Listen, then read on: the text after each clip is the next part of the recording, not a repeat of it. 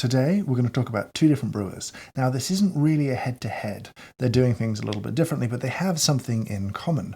They're both designed, first and foremost, as travel brewers. So here we have the Oomph, which is a kind of weird name. I'm going to be honest, it's a weird name. And then the Cafflano Go-Brew. It's their latest product. Now, quick note, I reviewed the compressor from Cafflano previously, and I did say I would like to see the maths behind their claim of 9 bars, and then they left a comment with the maths in it on the video. So if you're curious, go check that out. I'll leave a link in the description below. Now, both of these are crowd-funded products. This Oomph went on Indiegogo for about £27, and then the Cafflano is currently, I think, retailing at about $36. So actually almost identically priced. I feel like the world of travel coffee brewers got really distorted by one successful thing, and that is the AeroPress. It's been an undeniable success story of coffee, and people like it for a whole bunch of reasons, one of which is that it travels well. It's light, it's unbreakable, you can sort of fit a little hand grinder inside it often, it's very easy to travel with. However, I think a lot of people have looked at the coffee brewer market and seen the success of the AeroPress and said, oh, it's a travel brewer, that's why it's successful, that's why people like it, let's make travel brewers. And that isn't really the case. I would say most AeroPresses are used most of the time at home. It's bought and it's loved because it's a good coffee brewer that has the bonus of traveling well. But if you build something from the beginning to be purely travel, well, then you're likely to build in a bunch of handicaps and problems, and actually the number of occasions that people will want to use your product is way less than building a great brewer that travels well. I might travel and make coffee 10, maybe 20 days a year. But the rest of the time, I'm probably brewing coffee at home. So if I'm buying a travel-focused brewer, I'm almost never going to use it. What then if it isn't optimized for brewing? That's the question. So let's look at both of these brewers, because like I said, they're super, super different to each other. And we'll start, I think, with the slightly weirder of the two, which is the Oomph. The Oomph is not easy to explain. I guess the best thing I could say is it's kind of like an AeroPress with a travel cup built around the brewer itself. I should take it to pieces. So you've got your main plunger piece, which is also the drinking piece. I'll explain. And then you have your sort of main brewing chamber. So your coffee and water go in the top, and at the bottom there is a little sort of mesh filter. There's no paper filters in here. You're just going to use a reusable mesh filter. Now you can take it apart further, which is kind of necessary to explain where the coffee goes when you press. So when you push the plunger down through here and the coffee is pressed out from this filter at the bottom, it goes into this main chamber here, and obviously there's a small gap at the sides around the brewing chamber, and it runs up the sides, and then it actually flows back into the top of the brewing chamber. Now the reason it doesn't just recirculate is at that point the piston has come down, and it's actually going to flow and sit on top of the piston inside the brewing chamber, right? So it's kind of recirculated up, around, and back in, and it's separated from the grounds by the plunger piece. I'm terrified that this makes absolutely no sense. So what we'll do is let's brew some coffee with it and try and make a bit more sense. I'm going to brew about 1/3 of a litre, and I'm going to dose a little heavier because it is an infusion brewer. So I'm going to brew at 75 grams a litre. 1/3 of that is 25 grams. So 25 to 333, for the sake of argument, is what I'm going to do. A relatively short steep time, because there is going to be this percolation phase where you push the liquid through the grounds to separate them, and we'll see what we get. We're ready to brew, and I'm going to add my coffee in here. I'm going to add 25 grams. I'm now going to add my 1/3 of a litre, start my little timer. Now what's slightly distressing to me is that some water inevitably does flow through the filters, and it has brewed a little bit, but it is pretty much out of the brewing process. For the most part, it will have extracted something from the coffee, but it's not going to be taking part in most of the brew. With an AeroPress, people conquer this by brewing either inverted or by just popping the top of the plunger on to create a vacuum to prevent the liquid flowing through the coffee prematurely. Here, we don't really have that same way of doing things, so we're going to get on, give it a little stir, and give it a plunge.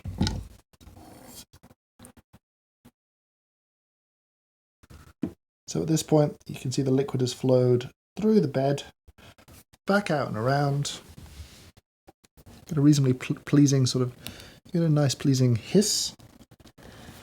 And then you can lock it into place, and thusly we have made coffee. Got your little lid, fits on top of the brewer, and now we're done. I can take this with me. It is obviously still got the ground coffee in there, but that brewing process has finished. The grounds are separated from the liquid, and I can drink my brewed coffee. Now, this is heavy. Well, this still weighs 950 grams, just shy of a kilo, to carry with me 280 mils of coffee. I'm not sure I'd take this with me on a train, on a commute. It's just so bulky. I'm not sure it would fit into most cup holders unless you've got, the big cup holders. But in this country, we don't have very big cup holders. So it probably fits, but it'd be a little squeezy. In terms of the construction, obviously, you're taking with you a brewer full of hot liquid. Because it's watertight, there are a couple of little gaskets in here that can be a little bit fiddly if they get loose. When you're taking the whole thing to pieces to clean it properly, to give it a good deep clean, I got my gaskets loose. I had to reset them. That was just a little bit of finicky kind of work.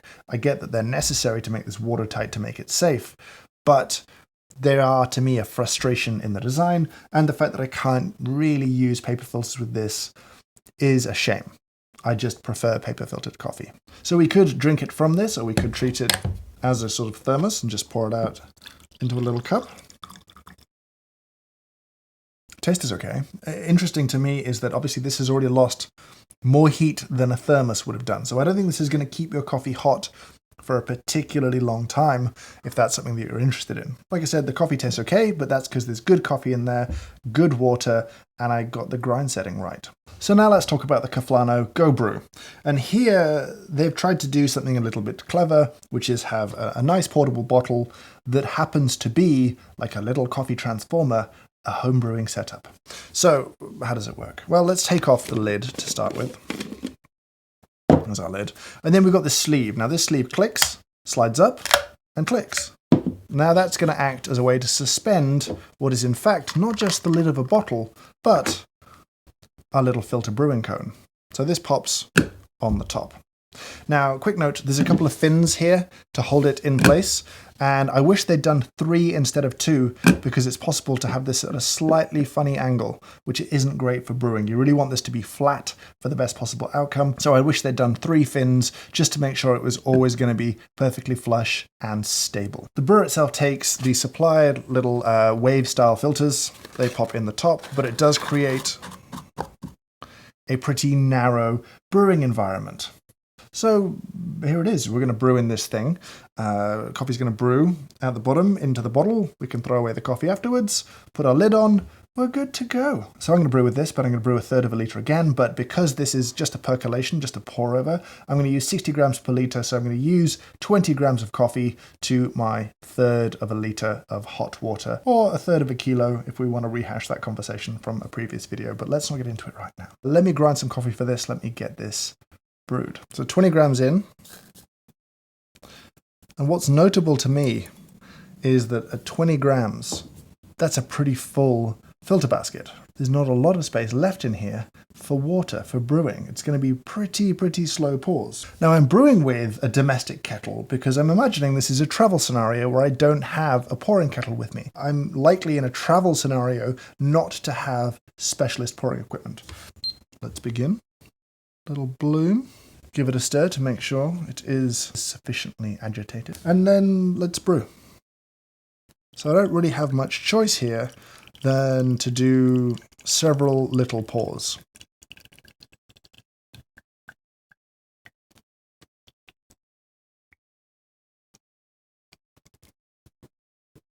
And so now we have a bottle of coffee. All right, so lid goes back on. So I think we're about max capacity. There's probably 280 mils of liquid inside. That's about all we're going to get, I think. Now, in previous efforts, I'd had a small issue. Now, previously I'd had a small issue in that there's a little gasket that seals the lid to the main body, and that had gotten loose, which meant that when I poured my coffee out into my cup, it leaked, which was not good. And I've got to be honest, gaskets are necessary in this design, or a gasket, and they're necessary in the design of the Oomph, but in both cases they're fiddly flaws to me, right? They're points of failure, points of frustration, points of disappointing user experience. Now, I would expect the coffee to taste absolutely fine here. Again, good coffee, good water, the right grind setting. The brewing environment is okay as far as I'm concerned. The little wave filter shape is okay, and it's quite a sort of compact cylindrical bed rather than a wide flat bed or a cone-shaped bed. It should make perfectly good tasting coffee. And it does. It does. It's fine. It's totally fine. I haven't drunk out of the bottle itself yet, which I'll try now. It's fine. It's totally fine.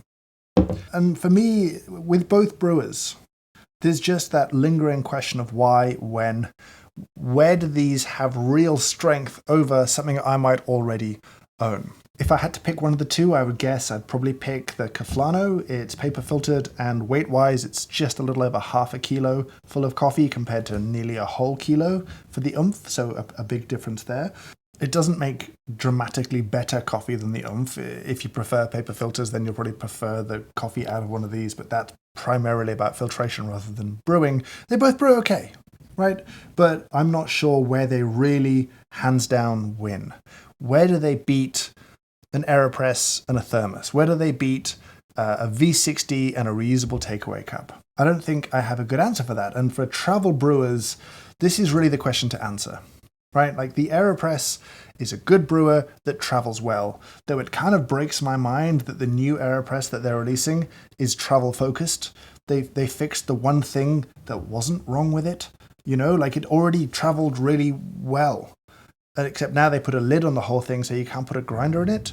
It just seems like a weird bunch of decisions that I don't necessarily understand. That aside, this was my thoughts on a couple of travel brewers, the Oomph and the Cafflano Go-Brew. If you're looking for a travel brewer, I'd be really interested to hear your thoughts. Do you really want something specifically for those few instances a year when you are traveling? Do you want something that you use every day that can also travel well?